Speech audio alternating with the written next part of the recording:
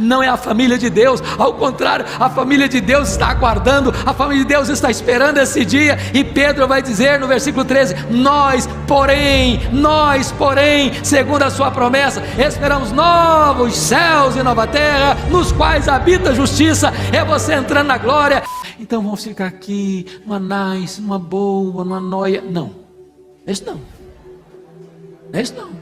É aguardar com expectativa, com trabalho, com evangelismo, com proclamação, avisando as pessoas. É tempo de se arrepender, é tempo de se voltar para Deus, é tempo de se reconciliar com Deus. Quarto lugar, confira comigo o versículo 13, porque eu penso o seguinte: quando eu leio esse texto e disse que nenhum homem do cinema, os novelistas conseguiram jamais descrever essa cena, por mais brilhante que seja a sua mente, você fica pensando: mas se esse negócio acontecer, eu vou ficar com medo. Você já pensou no negócio desse do céu derretendo na sua cabeça? A terra incendiada, os prédios pegando fogo. É uma cena de medo ou não é? Se você quiser ler um pouco mais, nós falamos na escola dominical hoje, leia Apocalipse 6, 12 a 17, porque essa é a cena. Jesus vem com grande poder e glória, os homens estão apavorados, fugindo não da morte, querendo a morte, estão fugindo da grandeza e do poder daquele que está vindo para julgar, e as pessoas estão querendo desesperadas encontrar um lugar para se enfiar, e não conseguem. Mas quem que vai estar com medo? Quem vai estar desamparado? Quem vai estar nessa situação de pavor? Não são os salvos, não é a família de Deus, ao contrário, a família de Deus está aguardando, a família de Deus está esperando esse dia. E Pedro vai dizer no versículo 13: nós, porém, segundo a sua promessa, esperamos novos céus e nova terra, nos quais habita a justiça. É você entrando na glória, é você ouvindo a voz do Senhor: vem, bendito meu Pai, entre na paz do reino que está preparado para você desde a fundação do mundo. É você recebendo um corpo de glória, é você subindo com Ele, é você estando com Ele para sempre, sempre para reinar com Ele. Louvado seja o Senhor. Pois bem, queridos, eu quero encerrar, porque Pedro é um pregador, e o pregador não prega só a verdade, é preciso aplicar a verdade. Então Pedro agora, como um pregador, vai dizer o seguinte: olha, eu preguei isso para vocês, falei da segunda vinda, agora e daí, o que vocês vão fazer? Então vamos ver 4 aplicações que Pedro vai fazer para encerrar o seu sermão. Primeira aplicação, olha comigo o versículo 14. Por essa razão é consequência. Diante de tudo que ele falou sobre a segunda vinda de Cristo, ele diz: por essa razão, pois, amados, leiam comigo o seguinte agora. Continuando a leitura. Esperando essas coisas, que coisas? A segunda vinda de Cristo com todo o pacote. O que acontece agora? Vamos lá? Empenhai-vos por ser achados por Ele em paz, sem mácula, irrepreensíveis.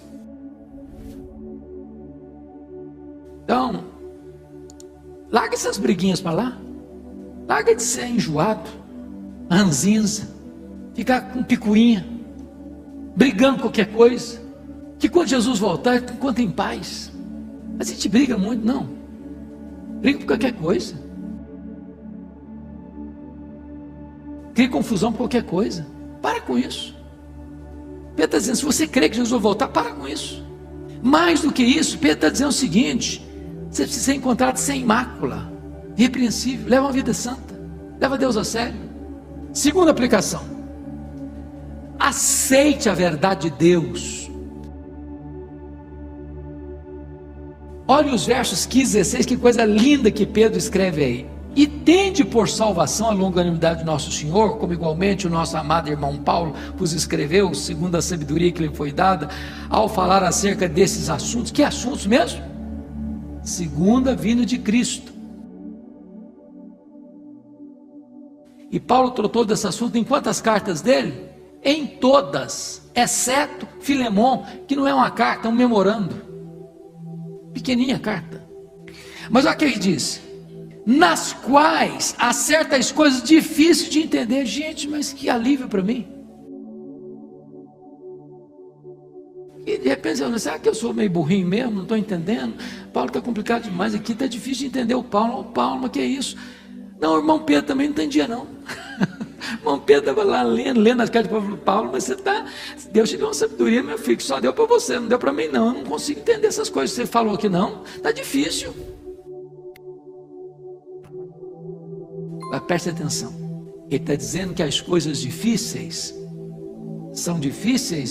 mas são verdadeiras, porque coloca aí, que os ignorantes e instáveis deturpam.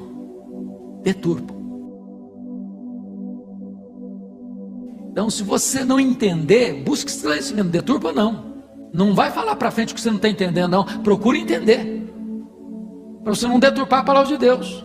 Mas sabe outra coisa bonita? Ele está dizendo o seguinte: como também deturpam as demais escrituras. O que Pedro está dizendo? Quando Pedro escreveu essa carta, irmãos, Pedro era velho.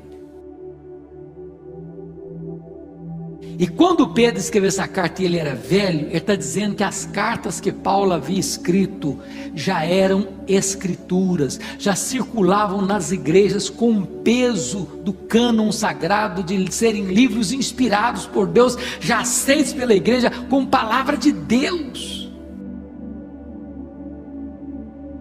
Por que você sabe que Pedro já era velho? Muito simples. Lá em João 21, 18 e 19, Jesus Cristo disse assim para Pedro, quando restaurou Pedro para o ministério e a vida dele: ô Pedro, quando você era mais moço, você andava por onde você queria, mas quando você ficar velho, as pessoas vão cingir você e você vai ser levado para onde você não quer. Jesus disse isso para ele, para dizer com que gênero de morte Pedro haveria de glorificar a Deus. Sabe o que Jesus está dizendo para Pedro? Ô Pedro, você se lembra do dia que você falou para mim, que você estava pronto a dar sua vida por mim? Lembro, Jesus, lembro sim. Pois é, Pedro, esse dia vai chegar. E você vai ter que morrer por mim mesmo. Mas não vai ser agora não, Pedro, vai ser quando você ficar velho. E sabe o que aconteceu? Pedro começa essa carta que nós lemos. Abra lá, por favor, capítulo 1, versículo 14 e 15, que está velho agora. Está velho, está na hora de cumprir a profecia de Jesus. Olha aí, capítulo 1, versículo 14. Certo de que estou prestes a deixar o meu tabernáculo. Estou prestes a bater as botas. Estou prestes a morrer. Como efetivamente nosso Senhor Jesus Cristo me revelou. Está lá escrito em Mateus, em João 21, 18 e 19. Jesus diz: quando você ficar velho, você vai ser crucificado, Pedro. Eles vão te cingir, mas você vai glorificar a Deus com esse dia de morte.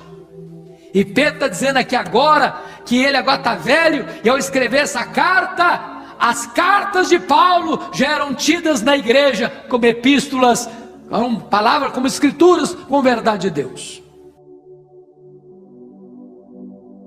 Então diz: aceite essa verdade, se agarre à palavra de Deus. Terceira aplicação prática, versículo 17: rejeite o engano, Pedro, rejeite o engano, povo de Deus. Vós, pois, amados, prevenidos como estáis de antemão, acautelai-vos, não suceda que, arrastados pelo erro desses subordinados,